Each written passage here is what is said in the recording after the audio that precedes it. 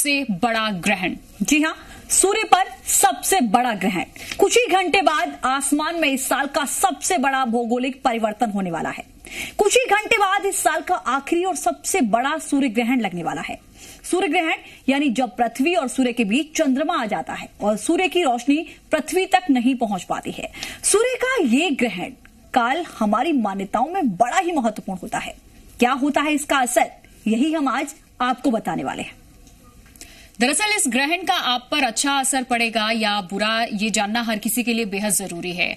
हमारे साथ ज्योतिष और वैज्ञानिक का बड़ा पैनल भी होगा जो आपकी एक एक समस्याओं का समाधान करेगा, आपके सारे सवालों का जवाब भी देगा। साथ ही ये पैनल आपको देंगे महत्वपूर्ण टिप्स और जो ग्रहण के पहले और उस दौरान आपके लिए बेहद उपयोगी होगा। ये बातें भी हम आप तक पहुंचाएंगे इस शो में।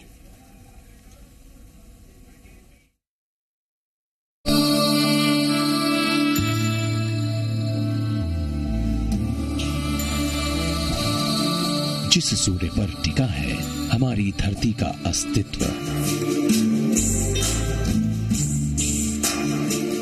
धरती पर रहने वाले एक एक प्राणियों से लेकर एक एक शाश्वत और नश्वर चीजों का अस्तित्व। वो सूरज कुछ घंटे के बाद हमारी आंखों के आगे से ओझल होने वाला है। कुछ ही घंटे के बाद सूरज पर स्याह साया पड़ने वाला है जिसका प्रभाव हमारी धरती को भी तड़पाने वाला है। कुछ घंटे के बाद ही दिन में धरती पर रात होने वाली है।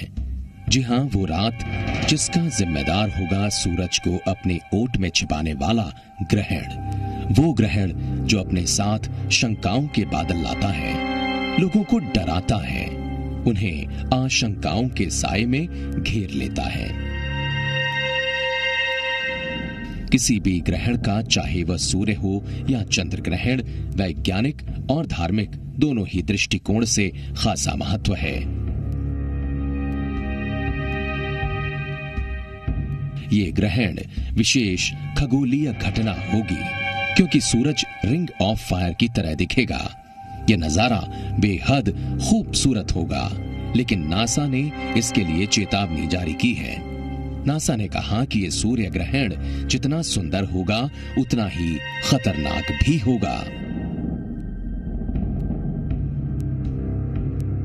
इस साल का सूर्य ग्रहण 5 ग्रहों के अनोखे संयोग से बन रहा है, लेकिन यह अनोखा संयोग शुभ संकेत नहीं दे रहा। यह सूर्य ग्रहण इस साल का तीसरा सूर्य ग्रहण होगा। पंडितों का मानना है कि इस बार हमारे सौर मंडल में ग्रहों की जो स्थिति बन रही है वो 58 सालों के बाद दोबारा बन रही है। वो स्थिति जिसके कई दुष्परिणाम हो सकते हैं, वो स्थिति जो उथल पुथल मचा सकती है, वो स्थिति जिसके पीछे न मालूम कितने राज छिपे हैं।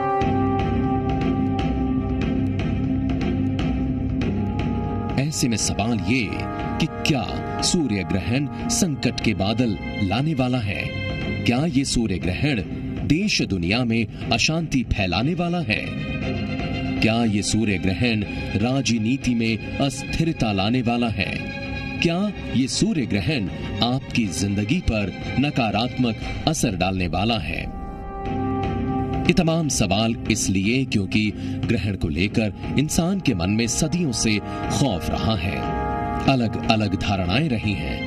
कभी महामारी के पीछे ग्रहण को जिम्मेदार ठहराया गया तो कभी ग्रहण को भूकंप के पीछे की वजह बताया गया है।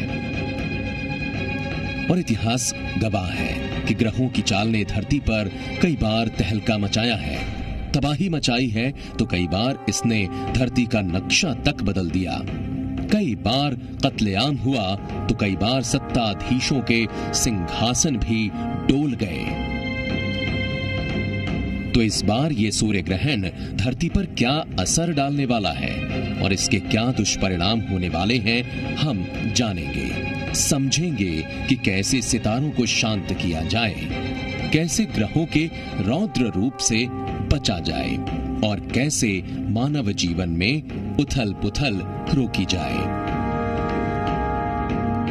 ब्यूरो रिपोर्ट, जी मीडिया।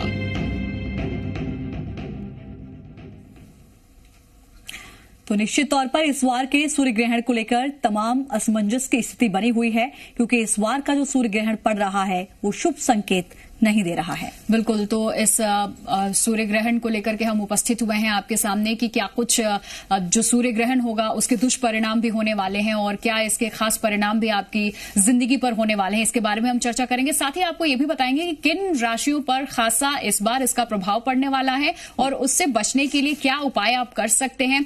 साथ ही आपको साइंटिफिक रीजन भी हम आप बताएंगे। प्रोफेसर्स भी हमारे साथ मौजूद होंगे, खास पैनल हमारे साथ मौजूद होगा, इस चर्चा में शामिल होगा, जो आपको बताएंगे कि किस तरीके से इसके साइंटिफिक रीजन भी है, साइंटिफिकली कैसे ये आपकी जिंदगी पर इंपैक्ट डालेगा। समीर उपाध्याय ज्योतिषाचार्य हमारे साथ मौजूद है, बहुत स्वागत आपका। पुनीत शर्मा ज्योतिषाचार्य हैं, वी शास्त्री ज्योतिषाचार्य है, प्रोफेसर मनोहर हमारे साथ मौजूद है जो खगोल वैज्ञानिक है। बहुत स्वागत है आप सभी का इस खास चर्चा में शामिल होने के लिए, इस खास शो का हिस्सा बनने के लिए बहुत स्वागत है। बिल्कुल, तमाम खास मेहमान हमारे साथ जुड़े हुए हैं, हमने सबका परिचय करा दिया है। समीर उपाध्याय हमारे साथ हैं, ज्योतिषाचार्य हैं, पुनीत शर्मा जी हैं, वी शास्त्री जी हमारे साथ हैं, प्रोफेसर मनोहर खुशलानी जी खगोलीय वैज्ञानिक हमारे साथ जुड़े हैं। किस तरीके से वैज्ञानिकी तौर पर इसको हम समझेंगे उनसे। सबसे पहले ज्योतिषाचार्य तरीके से हम समझते हैं कि ज्योतिष पर इसका क्या असर है, ज्योतिष क्या कहता है सूर्य ग्रहण को लेकर। सबसे पहले मैं समीर उपाध्याय जी आपके पास आना चाहूंगी। इस कार्यक्रम में आप सभी मेहमानों का बहुत बहुत स्वागत। सवाल ये है कि सबसे पहले अगर हम सूर्य ग्रहण की बात करते हैं तो हम बेसिक चीजें समझना चाहेंगे। इसका महत्व क्या है, क्या वो परिस्थिति बनती है जब सूर्य ग्रहण पड़ता है? देखिए, सिंपल सी बात है, सूर्य ग्रहण और चंद्र ग्रहण को एक नेचुरल फेनोमेना हम लोग मान के चले जी। ज्योतिषीय दृष्टि से अगर हम लोग देखेंगे तो सूर्य ग्रहण का और चंद्र ग्रहण का बहुत प्रभाव। आज का जो ग्रहण है जिसको कंकणाकृति सूर्य ग्रहण कहेंगे हम लोग, तो सूर्य ग्रहण या चंद्र ग्रहण दोनों में एक खास बात यह होती है कि जिस जगह पे ये देखा जाता है, जिन क्षेत्रों में ये दृश्य होता है, वहां पे ज्योतिष में मानते हैं कि इसका इम्पैक्ट पड़ता है जी।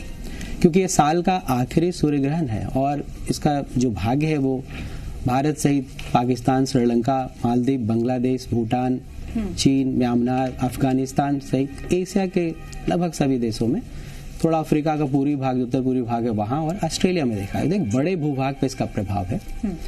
देखिए, ज्योतिष शास्त्र में सूर्य को बहुत ही इंपॉर्टेंट प्लैनेट माना गया है, तो उसे राज सत्ता का कारक माना गया है। जो देश के नामचीन लोग होते हैं, जो सत्ता या नीति निर्धारक लोग होते हैं, जो इंपॉर्टेंट लोग हैं, उनको रिप्रेजेंट करता है सूर्य। तो सूर्य पर ग्रहण लगने का मतलब सिंपल सी बात है कि वो ज्योतिष में इंडिविजुअल से ज्यादा जो सार्वजनिक रूप से चीजें होती है, आप प्रकृति की बात कर सकते हैं, राजनीति की बात कर सकती हैं, कोई ऐसा काम जिससे पूरे समुदाय को, पूरे समाज को इम्पैक्ट करता हो, वैसे कामों में ये सबसे ज्यादा अपना रोल अदा करता है। कोई भी ग्रहण जब लगेगा या कोई भी प्रकृति में किसी भी तरह की घटना घटेगी, उसकी 3 इम्पैक्ट होती है, फेवरेबल, अनफेवरेबल और न्यूट्रल। ये 3 इम्पैक्ट आएगा ही आएगा हर चीज का।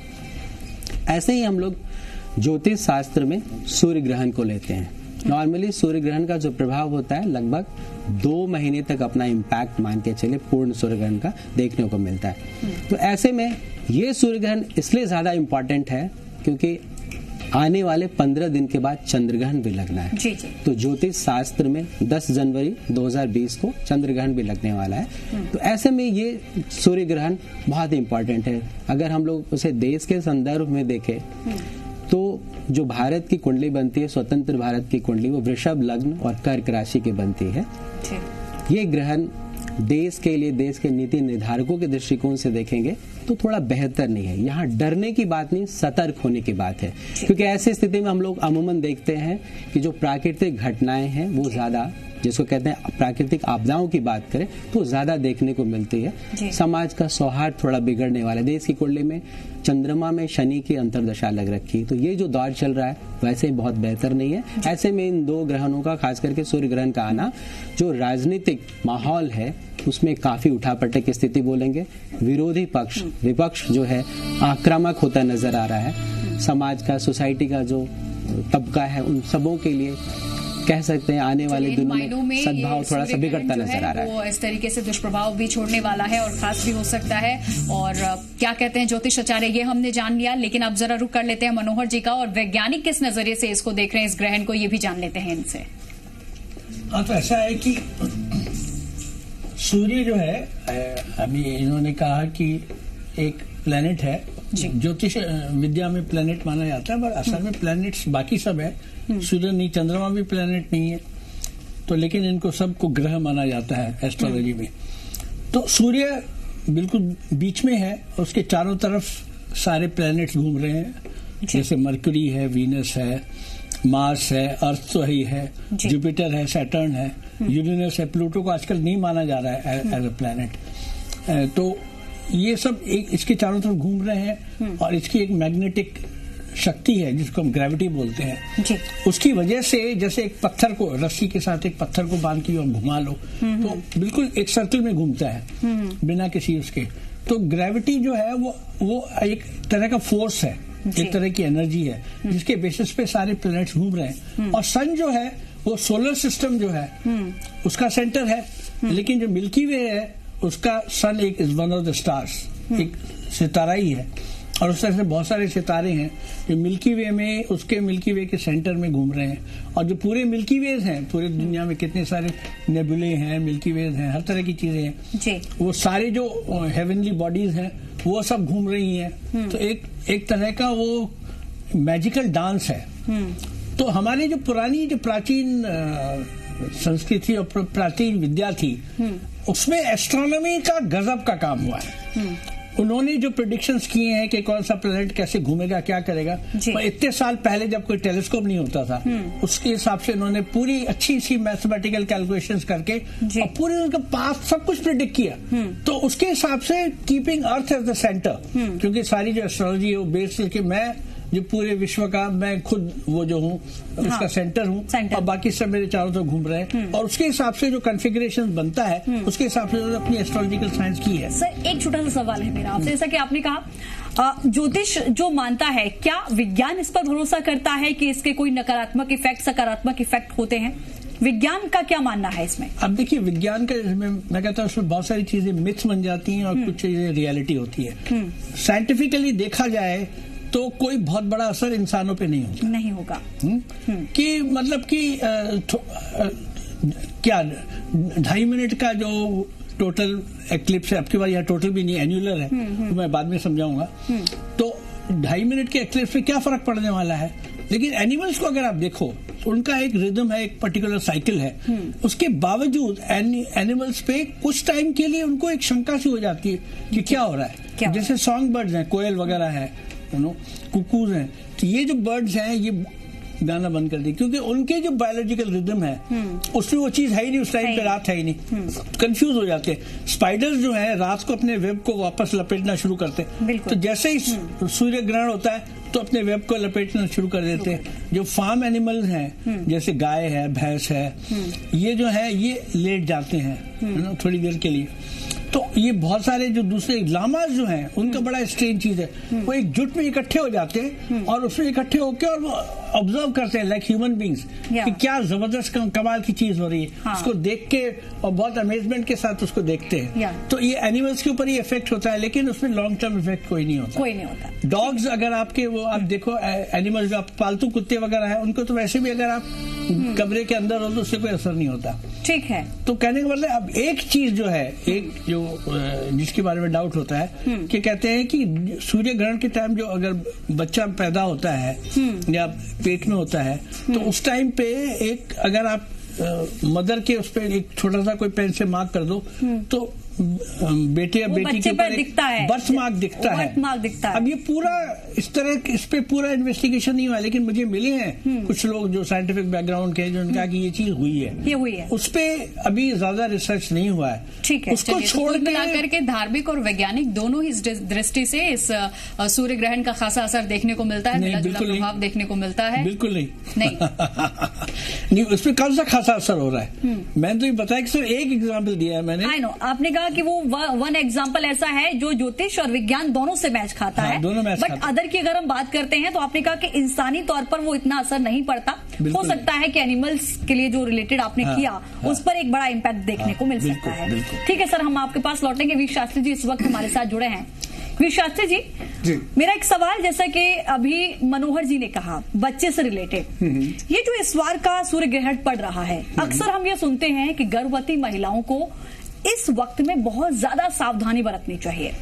ज्योतिष क्या कहता है, क्या क्या सावधानियां होनी चाहिए, क्यों होनी चाहिए, उनका क्या नकारात्मक असर पड़ता है, क्या सकारात्मक पड़ता है, और गुरुवार को जो ये सूर्य ग्रहण हम देख रहे हैं ये क्या संयोग लेकर आ रहा है, कितने सालों बाद इस तरीके का ये बन रहा है? देखिए, पहले तो मैं बताना चाहूंगा कि खगोल शास्त्र के अनुसार ज्योतिष को भी लेके चलते हैं या वैज्ञानिक दृष्टि से, एस्ट्रोनॉमी से, जो भी वातावरण में जो भी ज्योग्राफिकल इफेक्ट आते हैं उसका ह्यूमन बीइंग पे यानी साधारण मानव पर या प्रकृति पर असर जरूर पड़ता है। प्रकृति सबसे नजदीक है हमारे, तो इसलिए हम पर उस पर ज्यादा असर पड़ेगा। और ज्योतिष के अनुसार देखें तो ऐसा सूर्य ग्रहण 300 वर्ष के बाद पहली बार पड़ रहा है जी, जब इतने सारे ग्रह सारे के सारे धनु राशि में इकट्ठे हैं और धनु राशि पर ये ग्रहण लग रहा है और गुरुवार का दिन है और अमावस्या भी है इस दिन। एक संयोग की बात है जो इसका इम्पैक्ट, जो इसका प्रभाव मनुष्य जाति पे थोड़ा कम करता है, क्योंकि अमावस्या भी है, गुरुवार का दिन है। ऐसा पहले 26 जनवरी 1962 को भी हुआ था, लेकिन उस दिन इस तरह के ग्रहों की पोजीशन नहीं थी। अब आपने बात करा प्रेगनेंसी जो ड्यूरेशन में क्या करना चाहिए, क्या नहीं करना चाहिए।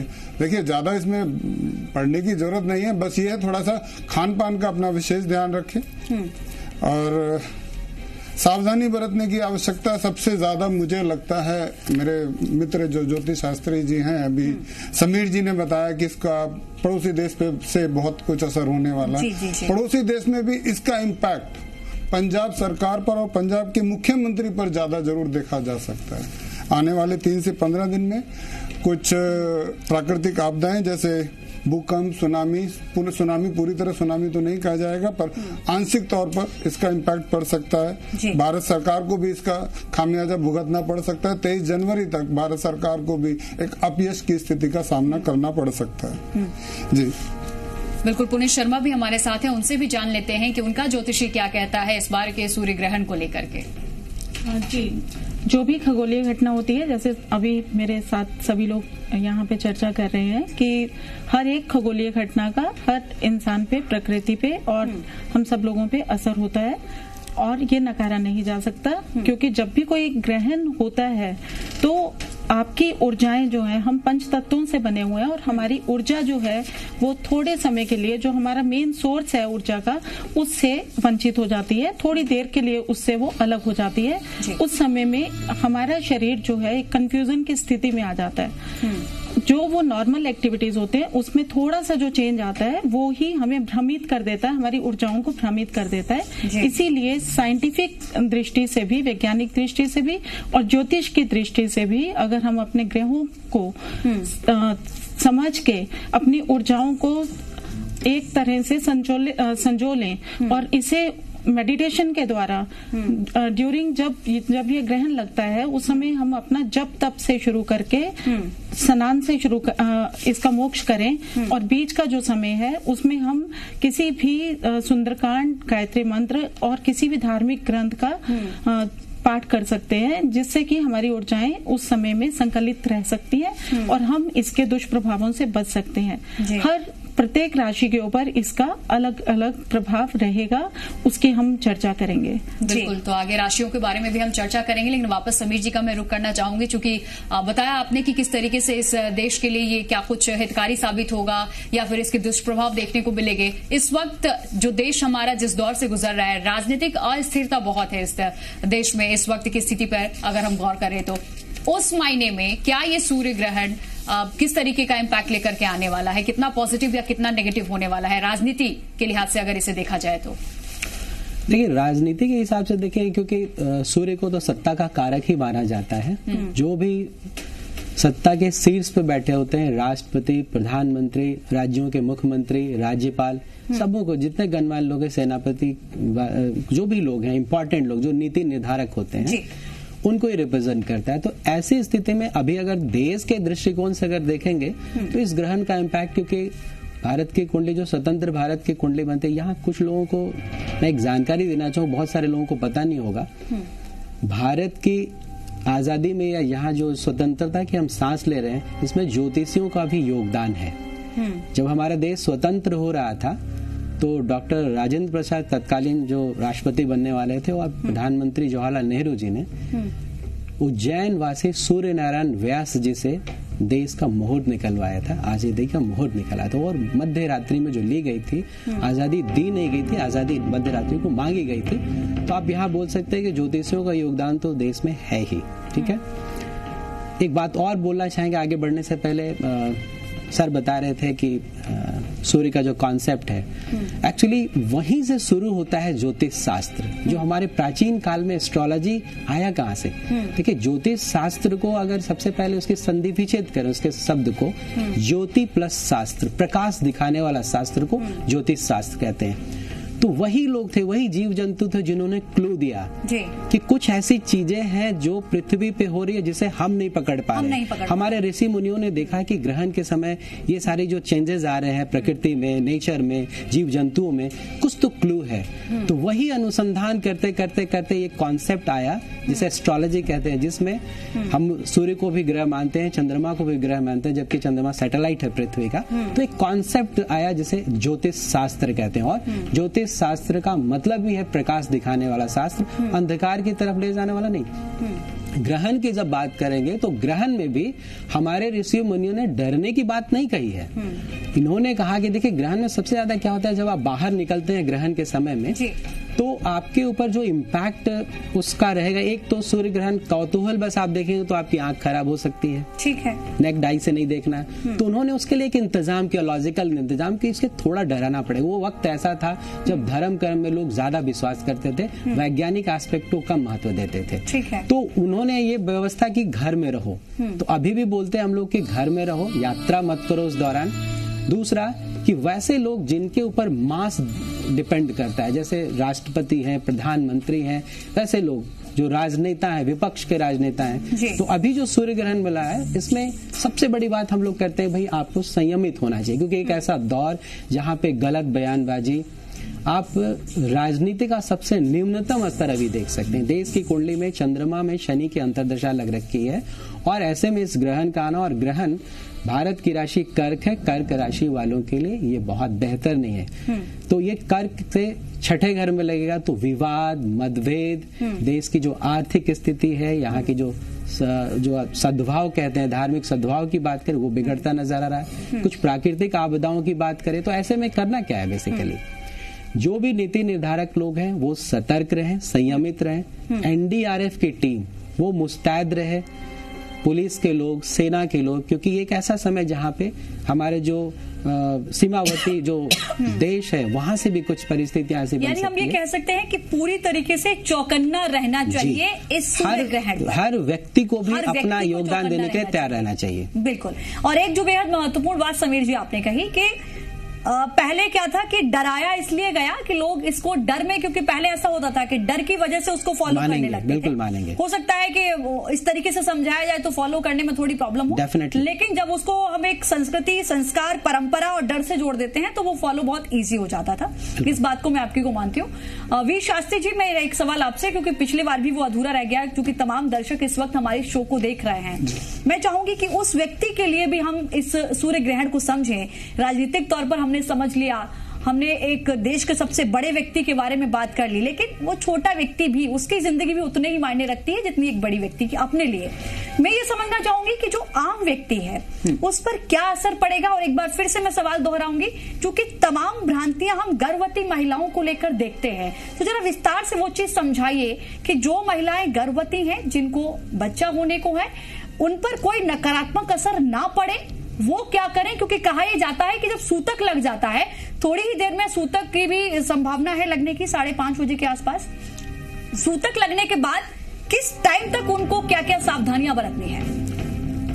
देखिए, मैं यहाँ बताना चाहूंगा, पहले तो मैं थोड़ा ये बता दूं, ज्योतिष का डर से कोई संबंध नहीं है। पुराने, अभी समीर भाई ने बोला था कि पुराने टाइम में थोड़ा सा इसको एक मिथ बना दिया, थोड़ा डरा दिया, डरा नहीं। पुराने समय की अगर हम बात करें, या तो हम राजा का आदेश मानते थे या किसी चीज को धर्म से जोड़ते थे तो मानते थे। तो इसलिए ज्योतिष को इस तरह की बातों को हमने धर्म से जोड़ दिया ताकि इसका लोग पालन करें। ठीक है सर। जी, अब बात करेंगे कि क्या जो गर्भवती महिलाएं हैं, इस बार का सूर्य ग्रहण जो है वो ज्यादा विशेष प्रभाव अपना सभी जो मानव पर है या किसी पर भी अपना ज्यादा विशेष प्रभाव नहीं डाल रहा है, तो इस सबसे पहले तो डरने की जरूरत नहीं है। दूसरा, भगवान कृष्ण के मंत्र जाप करें जितना कर सकते हैं, संतान को बाल गोपाल के मंत्र जाप करें जितना कर सकते हैं, भगवान श्री कृष्ण के बारे में चिंतन करें जितना कर सकते हैं। ठीक है जी। और कुछ भी अगर उनको देखिए, मेडिसिन की रिक्वायरमेंट है, दवाई जरूर खाएं, डॉक्टर ने जो बोला है वो सारी चीजें करें, लेकिन इसके बाद आपको अगर जैसे सपोज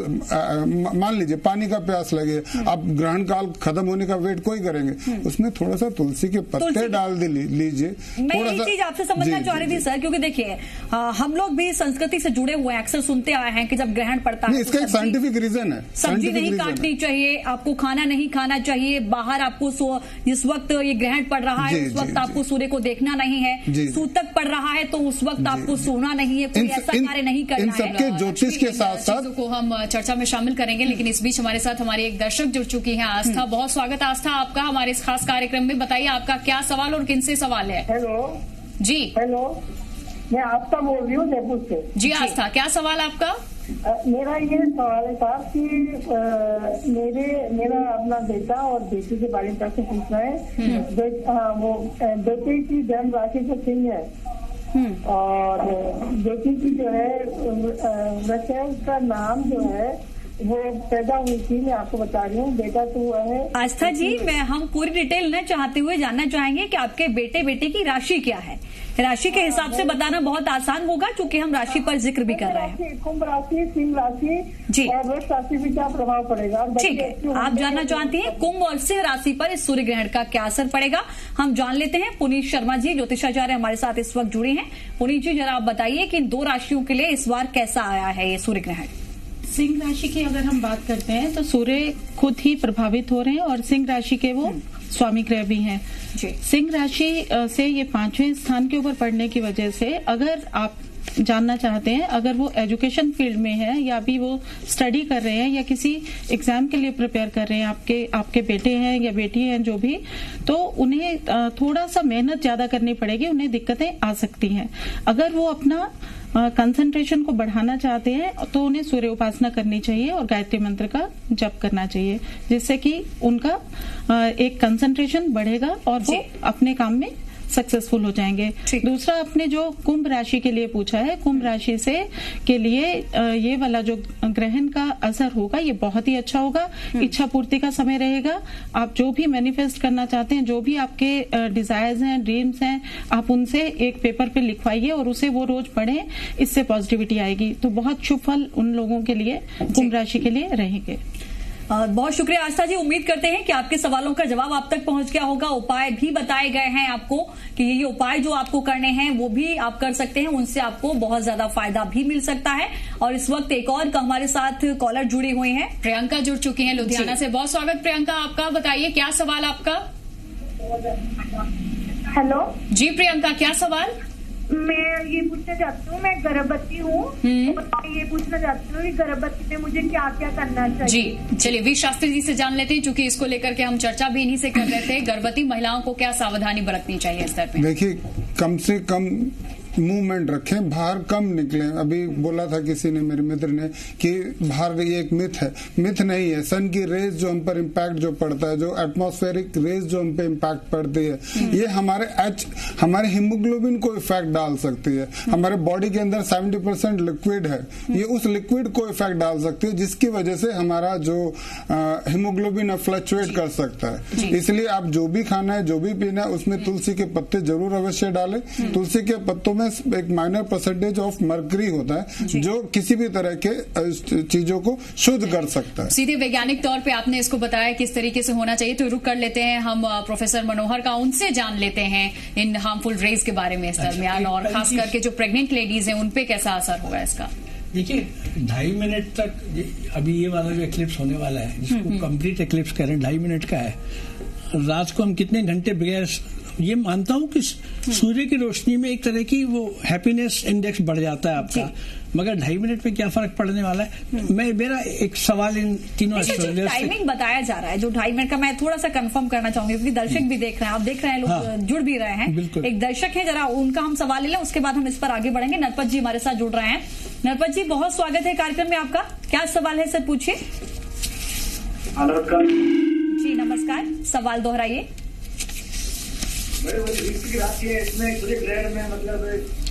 जी, वृश्चिक राशि है आपकी और आप पूछना चाहते हैं कि सूर्य ग्रहण का क्या असर होगा। समीर जी, मैं आपसे समझना चाहूंगी, जरा आप बताइए कि वृश्चिक राशि के लिए ये जो सूर्य ग्रहण है वो कैसा पड़ रहा है, क्या प्रभाव पड़ेगा, क्या कुछ सावधानियां होनी चाहिए।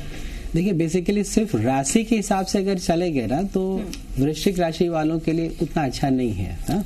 क्योंकि धनु राशि में मूल नक्षत्र और धनु राशि में ये सूर्य ग्रहण लगने वाला है, तो उनकी राशि वृश्चिक है, एक राशि पहले उनकी है, तो उनके लिए थोड़ा आर्थिक मामलों को, कुछ इन्वेस्टमेंट जो करने जा रहे होंगे उस पर सतर्कता रखेंगे, अपने स्वास्थ्य का ध्यान रखेंगे। देखिए, मेरा मानना है कि जो इंडिविजुअल लोगों के जीवन में ग्रहण का इम्पैक्ट बहुत ज्यादा नहीं पड़ेगा, सार्वजनिक रूप से चीजों में वो आते हैं, क्योंकि आपकी जो जन्म कुंडली होती है ना, उसमें अगर ग्रहों की दशाएं अच्छी चल रही है, अंतरदशा अच्छी लगी है, तो फिर इस ग्रहण का इम्पैक्ट कम होगा। मेरे हिसाब से हर अलग अलग राशि के जो लोग अभी बताए जाएंगे आपको, अच्छा, बुरा और तटस्थ, तो थोड़ा समय के लिए है। इसका असर जो है बहुत गोचर के रूप में आप ले सकते हैं, एक कैटलिस्ट का काम करता है। आपकी कुंडली में अगर अच्छा समय चल रहा है और ये ग्रहण आपके लिए ठीक नहीं तो न्यूट्रल हो गया, लेकिन कुंडली में खराब समय चल रहा है और ग्रहण भी ठीक नहीं है तो थोड़ा ज्यादा परेशानी। एक और दर्शक हमारे साथ जुड़ चुके हैं, अमित गुप्ता उत्तर प्रदेश से। अमित, बहुत स्वागत आपका, पूछिए क्या सवाल।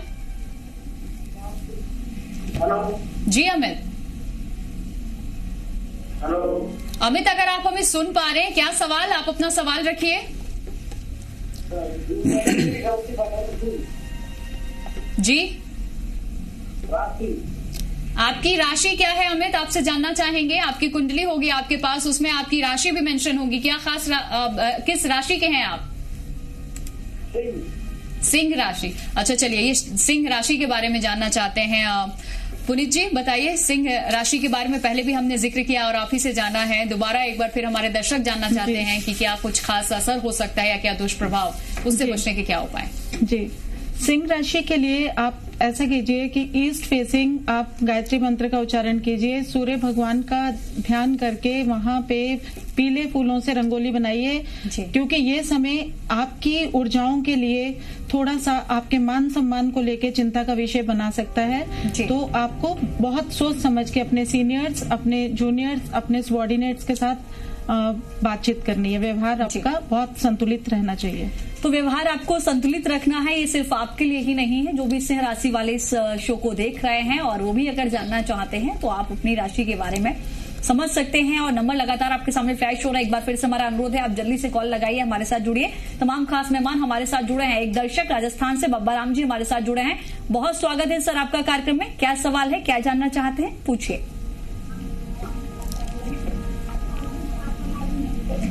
बब्बा राम जी, आपसे अनुरोध है, टीवी सेट का वॉल्यूम कम करिए, आपसे बेहतर संपर्क होगा, सिर्फ फोन के माध्यम से जुड़िए, बोलिए सवाल।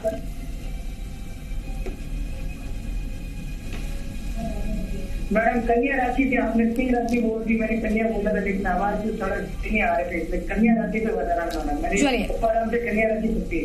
कन्या राशि के बारे में आप जानना चाहते हैं। आपसे पहले जो अमित हमारे साथ जुड़े थे उनकी सिंह राशि थी, आपका वो कॉल नहीं था। हम कन्या राशि के बारे में जानने की कोशिश करते हैं। हमारे साथ तमाम मेहमान इस वक्त मौजूद हैं। वी शास्त्री जी, कन्या राशि के लिए इस बार सूर्य ग्रहण कैसा रहेगा, क्या सावधानियां बरतनी चाहिए, क्या कुछ असर रहेगा, जरा इनको बताइए। देखिए, कन्या राशि में देखिए, अगर कोई पार्टनरशिप आप बिजनेस कर रहे हैं तो उसमें आपको सुधार होने के चांसेस है। परिवार के साथ समय बीतेगा, दोस्तों से सहयोग मिलेगा, नए काम करने का मन बन सकता है और एक्स्ट्रा इनकम के भी योग हैं, बिजनेस में भी फायदा है। लेकिन जैसे ही मेरे मित्र ज्योतिष मित्र ने कहा, ज्यादा उत्तेजना में आकर कोई निर्णय ना लें, हर निर्णय को 2 बार सोचें, फिर विचार करें और फिर जैसा आपका माइंड बोलता है, जैसा आपके दिमाग में विचार आते हैं, आप कर सकते हैं। जी, तो कन्या राशि वालों को थोड़ा सा सोचना होगा, विचारना होगा, उसके बाद ही आपको कोई डिसीजन लेना होगा।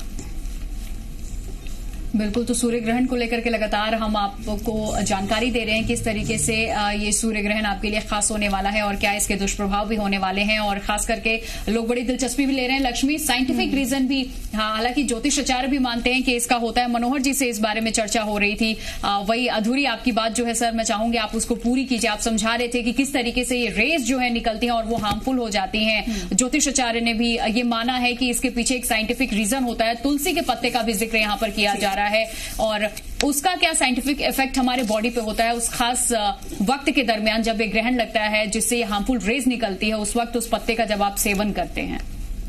जी, मैं एक कुछ बताऊंगा भी और सवाल भी पूछूंगा, क्योंकि बिल्कुल मैं कन्फ्रंटेशन में नहीं जाना चाहता हूँ। एज अ साइंटिस्ट मैं रिस्पेक्ट करता हूँ, बिकॉज ये बहुत ही एंशिएंट साइंस है। तो तीनों एस्ट्रोलॉजी मेरा सवाल होगा। पहले मैं ये बताऊंगा कि 3 तरह के वो हैं, बेसिकली 3 तरह के सूर्य ग्रहण है। ठीक है। पहला तो कंप्लीट है, दूसरा पार्शियल है और तीसरा एन्युलर है। तो अभी जो हो रहा है, जो सूर्य ग्रहण हो रहा है वो एन्युलर है। एन्युलर क्या होता है कि जब पहली चीज है कि चंद्रमा जो है जब धरती के चारों तरफ घूमता है तो एक एलिप्टिकल शेप में घूमता है। तो एक पेरिग्री होता है और अपोजी होता है। अपोजी होता है जो सबसे ज्यादा डिस्टेंस है, और पेरिग्री होता है जो सबसे कम डिस्टेंस है। तो उसमें जब वो कम डिस्टेंस पे होता है तो तब चंद्रमा बड़ा दिखता है, और उसके पीछे जब सूर्य आ जाता है तो कंप्लीट अगर सिंक्रोनाइजेशन में आप उस एक लाइन में तीनों आ जाते हैं तो वो एब्सोल्यूट कंप्लीट वो सूर्य ग्रहण हो जाता है। लेकिन जब अपोजी पे होता है तो चंद्रमा दूर हो जाता है धरती से, तो छोटा हो जाता है, तो सूर्य के मुकाबले में वो उसको पूरा ढक नहीं पाता। तो अभी जो होने वाला है, जो अभी सूर्य ग्रहण होने वाला है 8:19 पर कल सवेरे, वो जो है वो एन्युलर सोलर एक्लिप्स है। एन्युलर होता है कि जैसे अंगूठी होती है ना, वैसे इतना सुंदर सी एक चारों तरफ से एक अंगूठी बन जाती है, जो क्योंकि सूर्य थोड़ा बड़ा है उसकी रोशनी बहुत बड़ी होती है। तो अब इसके लिए अब इसमें 3 तरह के शैडोज पड़ते हैं। जब सूर्य से धरती से चंद्रमा से उतर के धरती पे होता है, तो जब शैडो पड़ता है तो एक अम्बरा होता है, एक पेनम्बरा होता है और एंट अम्बरा होता है। ठीक है। तो पेनम्बरा जो होता है वो लाइट शैडो होता है। जैसे आप कहीं रोशनी में भी देखें किसी चीज पे रोशनी प्रकाश पड़ रहा है तो हल्का सा ग्लो आ जाता है, वैसे ही शैडो का एक डार्क शैडो होता है तो उसके चारों तरफ देखेंगे कि हल्का सा उसके चारों तरफ लाइट शैडो आ जाता है। और एंटी अम्बरा होता है कि जब लाइट एक दूसरे को क्रॉस करके उल्टी आती है तो उससे फिर शैडो थोड़ा छोटा हो जाता है। तो ये जो है एंट अम्बरा में आ रहा है अभी धरती, तो उसमें जो वो उस तरह की वो बन रही है, अंगूठी बन रही है। तो मेरा बहुत माननीय बड़े ज्ञानी एस्ट्रोलॉजर से मैं पूछना चाहता हूँ कि 3 तरह के जो सोलर एक्लिप्सेस हैं, इससे एस्ट्रोलॉजिकल प्रेडिक्शंस में कोई अंतर है या नहीं? हाँ, बिल्कुल अंतर है। इस बारे में हम जान लेंगे, लेकिन लक्ष्मी एक और दर्शक हमारे साथ जुड़े, ओम प्रकाश, बहुत स्वागत आपका, उनसे जानते हैं क्या सवाल आपका। ओम प्रकाश, ओम प्रकाश जी आवाज पहुंच रही है आप तक हमारी? हेलो जी, क्या सवाल है आपका?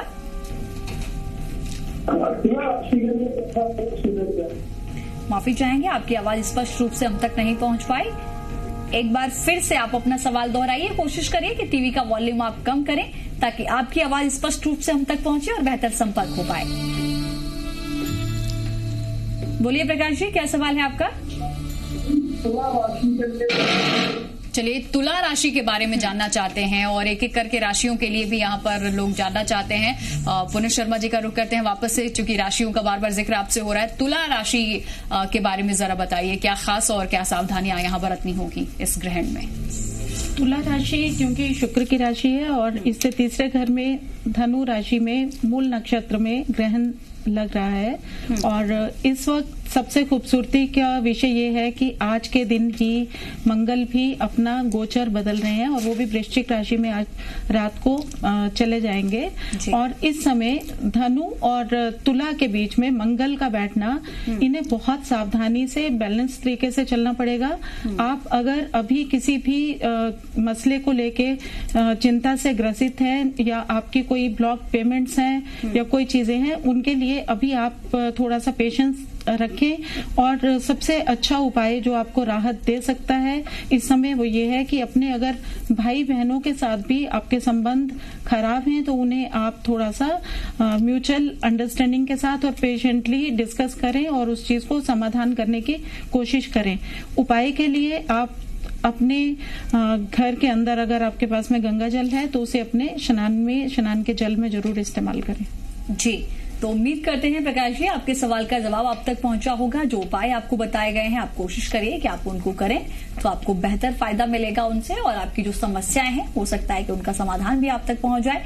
समीर उपाध्याय जी, सवाल किया था प्रोफेसर मनोहर जी ने, इसके साथ साथ मेरा एक छोटा सा सवाल है आपसे। साइंटिफिक रीजन कुछ अलग होते हैं, ज्योतिष कुछ अलग मानता है, हालांकि ये दोनों ही बहुत महत्वपूर्ण हैं हमारे हिंदुस्तान के लिए, क्या पूरी दुनिया के लिए।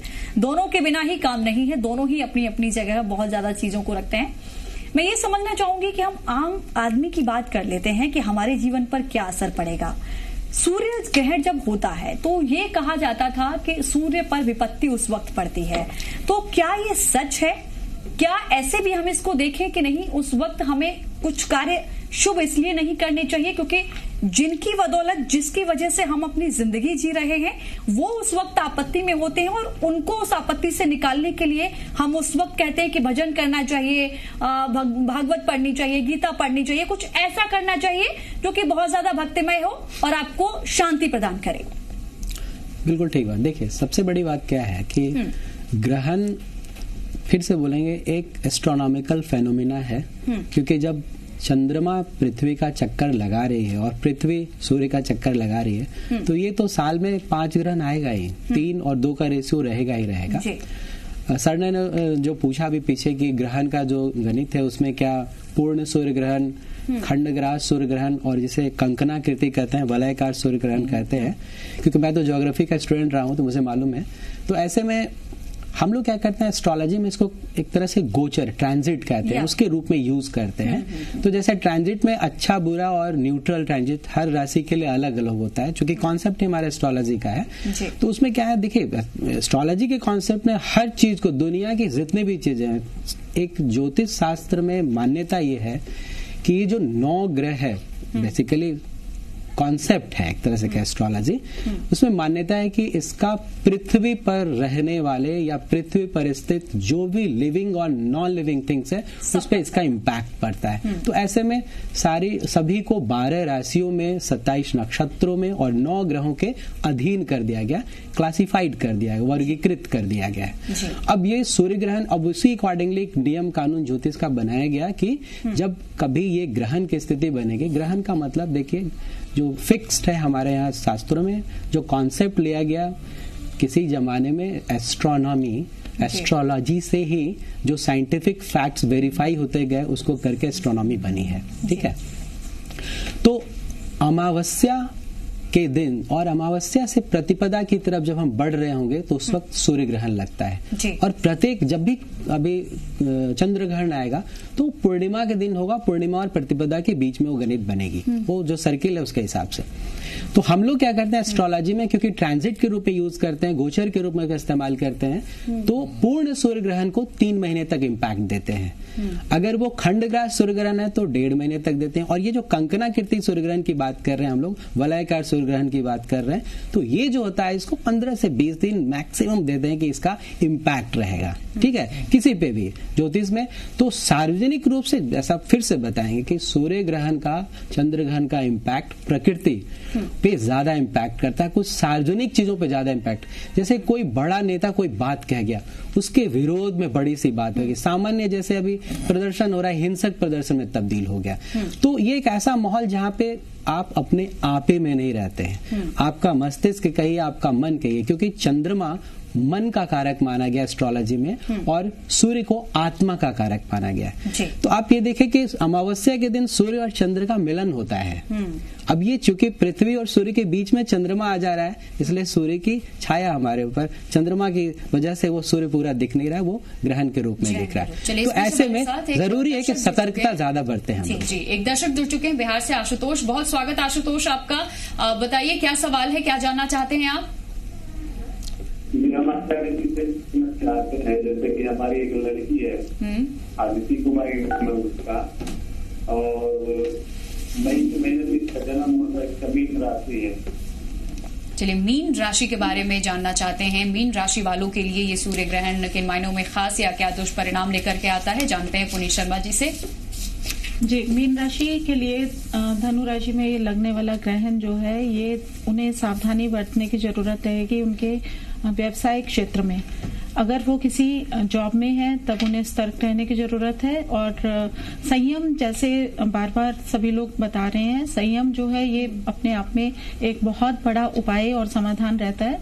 जितना वो संयम से काम करेंगी, बहुत अच्छे से ये समय उनका निकलेगा। जी, वी शास्त्री जी, मीन राशि के बारे में आपका क्या कहना है? मीन राशि के लिए इस तरीके का जो सूर्य ग्रहण, देखिए मीन राशि के जो जातक है उनको धन लाभ हो सकता है, रोजमर्रा के काम पूरे होंगे, फालतू खर्च में थोड़ा सा संयम बरतें। आपकी योजनाएं जो पहले से बनी आ रही हैं वो पूरी हो सकती है, योजनाओं से फायदा मिल सकता है। संतान सुख से भी लाभ के योग बन रहे हैं जो आपके जरूरी कामों में आपकी मदद करेंगे। मेरा उपाय आपको बताने के लिए ये रहेगा कि गरीबों में काले कंबल या तिल का दान करें।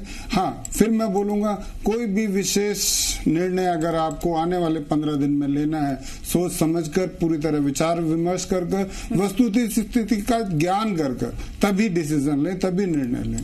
चलिए, ग्रहों का खेल है ये, और हमारे कॉलर्स भी हमें कॉल कर रहे हैं, हमारे दर्शक कॉल कर रहे हैं और वो जानना चाह रहे हैं कि उनके किस तरीके से ये असर देगा, उनकी राशि पे क्या असर होगा। तो विशासी मैं चाहूंगी जो राशियां बाकी रह गई हैं उनके बारे में जरा हमारे दर्शकों को कुछ बताइए, फिर मैं पुनीत जी का रुख करूंगी, उनसे भी जानेंगे कि किन राशियों के लिए ये अच्छा होगा, किन राशियों के लिए क्या प्रभाव लेकर के आने वाला है और क्या परिणाम इसके आने वाले हैं सामने। देखिए, सबसे हम शुरू करते हैं मेष राशि से। कामों में सफलता मिलेगी, बिजनेस में सोचे हुए काम भी पूरे होंगे, लोगों की मदद करेंगे और बड़े और महत्वपूर्ण लोगों से मुलाकात के योग बन रहे हैं। आपका जो सर्कल है वो बहुत वाइड होने वाला है। कोर्ट कचहरी के कामों में अगर कोई लीगल प्रॉब्लम है उसमें सफलता मिल सकती है। पुरानी इच्छाएं, जो पुरानी दबी हुई इच्छाएं हैं वो पूरी हो सकती हैं। वैवाहिक जीवन सुख में रहेगा। हनुमान जी की आराधना करें तो बहुत लाभ होगा। बिल्कुल। बात करते हैं वृषभ राशि की। बड़े लोगों से सहयोग मिलेगा, अपने से बड़े जो हैं, आर्थिक स्थिति मजबूत रहेगी। लोगों से संबंध सुधारने की कोशिश करें तो ज्यादा अच्छा। इस समय संबंध सुधारने का योग बन रहा है। कॉन्फिडेंस बढ़ेगा, आत्मविश्वास बढ़ेगा। बिजनेस में जोखिम लेंगे तो थोड़ा ध्यान से। महीने के बीच में आपको सम्मान मिल सकता है, यानी जनवरी 15 के आसपास। इन दिनों आपके पुराने किए गए कामों की तारीफ और फायदा दोनों मिलेगा। अगर आप वाहन चलाते हैं तो कृपया वाहन चलाने में अत्यधिक सावधानी बरतें। उपाय मैं आपको बताऊंगा, भगवान विष्णु को पीला वस्त्र अर्पित करें और भगवान विष्णु के मंत्र जाप करें तो अत्यंत लाभ होने की संभावना है। जी जी, मिथुन जी की एक बात पे जी जी जी जी अप्रूव करना चाहूंगा कि इन्होंने जो जोग्राफिकल बात कही, अब नेचर पे क्या असर होता है जब सूर्य और चंद्रमा एक साइड पे हो जाते हैं, तो उससे जैसे आप देखिए चंद्रमा की वजह से जो हाई टाइड्स होते हैं, पानी खिंचता है चंद्रमा की तरफ से, तो उसके जब दोनों मिल जाते हैं तो हाई टाइड्स और भी हाई हो जाते हैं। वो एक जोग्राफिकल फैक्ट है जो होता है। और दूसरी चीज है कि हम जब कहते हैं आदमी पागल हो गया तो बोलते हैं लूनी, चंद्रमा से रिलेटेड है। तो चंद्रमा हमारे इमोशंस पे डेफिनेटली एक्ट करता है, इसमें कोई शक नहीं है कि मूड जो होता है, जब चंद्रमा फुल मून होता है तो उस टाइम आदमी इमोशनल और सेंटिमेंटल ज्यादा होता है। कवि जो होते हैं, क्योंकि मैं कलाकार भी हूँ इसीलिए मैं इन चीजों को भी अप्रिशिएट करता हूँ कि कवि जो होता है वो कविताएं उस टाइम पे लिखता है, आदमी गाना गाता है उस टाइम पे, तो उसका जो सौंदर्य है प्रकृति का असर होता ही है इंसान पे, इसमें कोई शक नहीं है। लेकिन कितना किस चीज का क्या असर होता है, ये एक एस्ट्रोलॉजी हमारी जो एस्ट्रोलॉजिकल साइंस है, it is a fountain head. Western science भी है कि जहाँ पे सन को लेकर चलते हैं और यहाँ पे चंद्र राशि चलती है, तो वो सारी उन्होंने यहीं से सीखी है। और ये सारे एस्ट्रोनॉमी सारी हिंदुस्तान की। राजनेताओं पे इसका कैसा असर होगा? साइंटिफिक रीजन की अगर हम बात करें तो साइंस क्या कहता है इसको लेकर? क्योंकि आपने खुद ही कहा है कि हर किसी पे इसका असर होता है, और आपने एग्जाम्पल भी दिया कवि को लेकर के कि वो भी उस वक्त लिखता है, कलाकार का भी।